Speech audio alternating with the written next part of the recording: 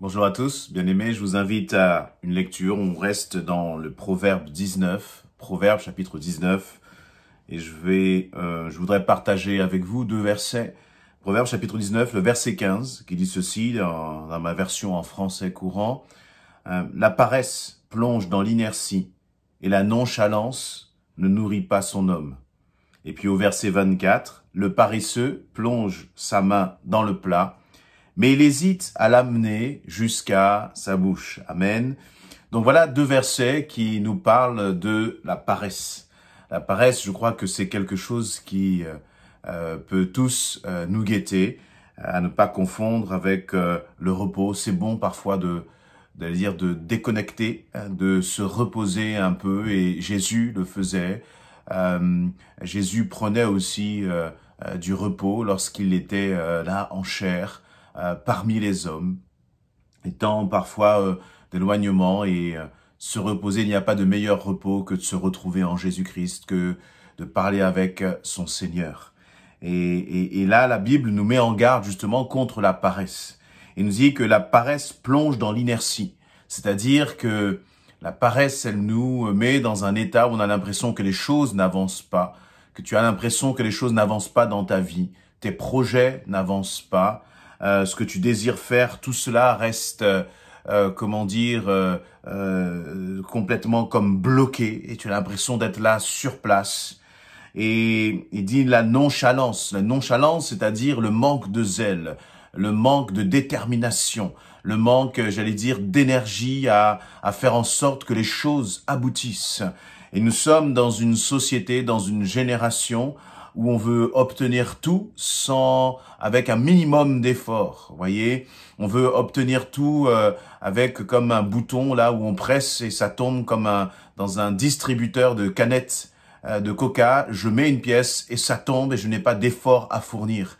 Et je crois que dans tous les domaines de notre vie, que ce soit dans le domaine matériel, professionnel, familial ou spirituel aussi, le Seigneur nous demande d'être des hommes et des femmes qui soient engagés, des hommes et des femmes qui soient déterminés, des hommes et des femmes qui soient, des violents. Et lorsque je fais référence à ce violent, bien sûr, je fais référence à ce que la parole de Dieu nous dit, que le royaume des cieux appartient aux violents, c'est-à-dire à ceux qui sont prêts à faire des efforts et à être déterminés, à ne pas se laisser arrêter. Parce que sinon, notre vie, elle passe et on a l'impression, comme je disais, que rien n'avance. Autre verset, c'est le verset 24 qui va nous dire, j'aime justement cet humour du Seigneur. Il dit le paresseux, c'est comme celui qui plonge sa main dans le plat, voyez, dans son repas, mais il hésite à l'amener jusqu'à sa bouche. C'est trop d'efforts. Et je crois que là, il y a une belle image justement de la bénédiction. Le Seigneur nous dit que il a tout accompli à la croix pour nous, qu'il a réservé pour nous vraiment des plans de bonheur, des plans d'abondance. Et Dieu a réservé pour ta vie des plans d'abondance. Dieu a réservé des plans, vraiment de réussite pour ta vie, ici-bas déjà. Mais il y a une condition, c'est que tu fasses ta part, c'est que je fasse ma part. Et vous voyez, parfois, nous qui sommes chrétiens, enfants de Dieu, nous qui nous connaissons le Seigneur, nous avons besoin de réaliser que nous ne sommes pas des orphelins, mais nous avons un Père dans le ciel qui prend soin de nous. Lorsque tu regardes vers ton Père dans le ciel, eh bien, tu dois réaliser qu'il a des promesses pour ta vie, il a des promesses pour ta famille, et Dieu a des promesses pour ton avenir, pour ton couple, pour tes enfants. Mais ces promesses, elles sont là comme dans un plat. Toi, tu es assis à cette table de la bénédiction et Dieu est en train de te dire, mais pour pour pouvoir manger, pour pouvoir bénéficier de cette bénédiction, il ne suffira pas seulement de regarder ce plat qui est rempli, mais il va falloir que tu manifestes de la détermination. Et c'est comme le paresseux qui voit ce plat, il plonge sa main, mais il va falloir que le paresseux amène cette fourchette à sa bouche pour que cette bénédiction remplisse ses entrailles et lui fasse du bien.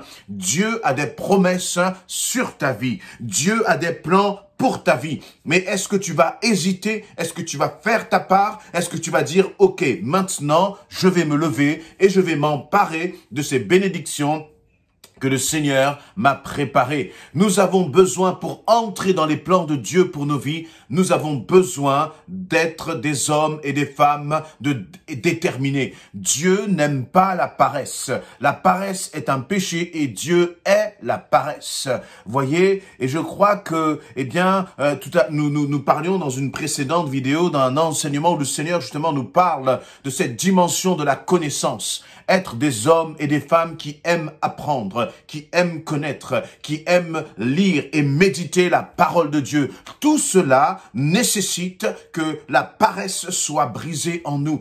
Tout cela nécessite que nous soyons déterminés vis-à-vis de la paresse et que nous puissions dire « Je refuse d'être un homme, une femme paresseuse. » Je crois, la Bible nous dit que nous devons racheter le temps. Je crois que, nous devons apprendre à utiliser à bon escient le temps que le Seigneur nous donne, la vie que le Seigneur nous donne. Notre souffle de vie ne nous appartient pas. Qu'est-ce que tu fais du temps que le Seigneur te donne? Est-ce que tu crois que ce temps est à toi et que tu peux en bénéficier n'importe comment, ou au contraire, tu réalises que Jésus reviendra, que ce monde, que ma vie, que ta vie aura une fin et qu'il est important pour chacun d'entre nous, de réaliser que nous devons utiliser ce temps, non pas à la paresse, mais vraiment pour dire Seigneur, je veux te servir. Seigneur, je veux passer du temps dans ta parole. Seigneur, je veux appeler un frère, une sœur, pour l'encourager. Seigneur, il y a des gens autour de moi qui ne te connaissent pas.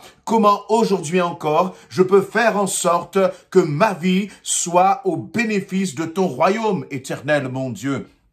Comment je peux faire en sorte que je ne me laisse pas aller à la paresse? Celui qui se laisse aller à la paresse, il détruit. Celui qui se laisse aller à la paresse, en fait, Dieu a comme mis un potentiel en toi. Dieu a mis des dons et des talents en toi. Mais tous ces dons et tes talents ne te serviront de rien si tu te laisses aller à la paresse. Peut-être que le Seigneur a mis un don en toi pour la musique. Peut-être que le Seigneur a mis un don en toi pour le chant, pour la danse. Le Seigneur a mis un don en toi pour la comptabilité ou je ne sais quoi d'autre. Mais c'est à toi de décider et de dire, Seigneur, ces dons que tu as mis en moi, je veux les mettre à ta disposition. Mais il ne suffira pas simplement de prier pour cela. Il va falloir, bien sûr, prier, mais ensuite se lever pour que ce que le Seigneur a mis en toi puisse bénir, puisse servir, puisse porter des fruits. Celui qui est dans la paresse ne porte aucun fruit. Et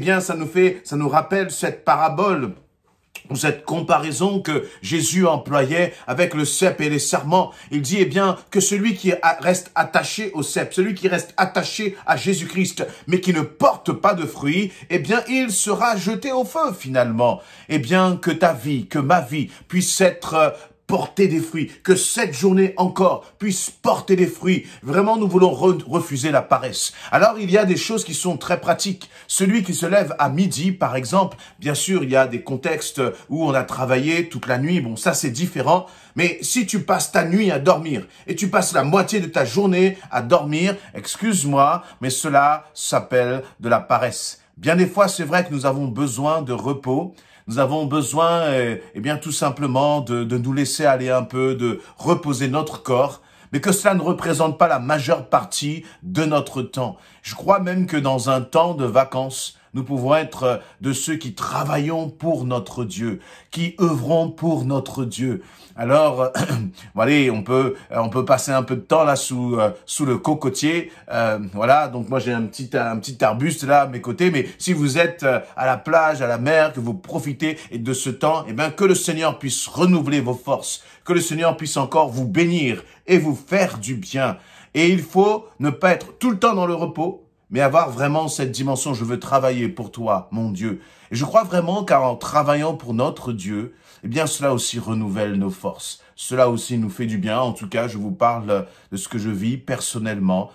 Cela fait du bien et je veux refuser vraiment la paresse. Parce que la paresse ne vient pas de notre Dieu. Et la paresse, voyez, quand on est paresseux, pendant que nous ne nous occupons pas des affaires de notre Dieu, le diable s'occupe de ta vie et il la détruit. Au contraire, je crois que nous qui sommes enfants de Dieu, nous devons avoir une mentalité d'entrepreneur. une mentalité d'hommes et de femmes qui ont des projets dans la tête et qui disent, Seigneur, je veux soumettre ces projets à ta volonté et nous ne devons pas nous laisser arrêter au moindre obstacle, à la moindre, j'allais dire, à la moindre, comment dire, au moindre problème, au moindre souci, à la moindre épreuve. Mais au contraire, nous devons manifester de la détermination parce que nous réalisons que le Dieu Tout-Puissant est avec nous. Donc, soyez bénis, encouragés, que l'Église soit une Église entreprenante, parce qu'il y a tant de choses à faire dans ce monde pour que ce monde entende la parole de Jésus-Christ.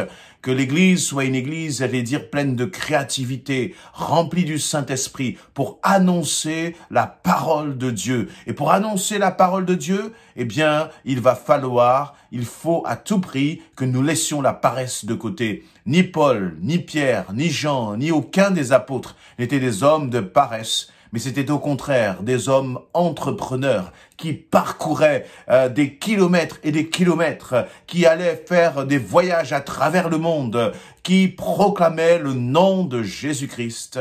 Jésus n'était pas paresseux. Il se levait dès l'aube, avant même, j'allais dire, le lever du soleil, pour passer du temps avec le Père, pour ensuite parcourir les villes, parcourir les villages, parcourir les régions, afin que le nom de l'Éternel soit proclamé, même lorsqu'il était fatigué. Comprenez-moi bien, je ne suis pas là en train de dire qu'il ne faut pas se reposer. Au contraire, je crois qu'il y a aussi cet autre risque, cet autre déséquilibre. On entend parfois des ministères, des hommes de Dieu qui tombent justement dans la suractivité, qui tombent dans ce qu'on appelle maintenant le burn-out, et cela n'est pas la gloire de Dieu. Au contraire, il faut pouvoir se reposer tout en refusant la paresse.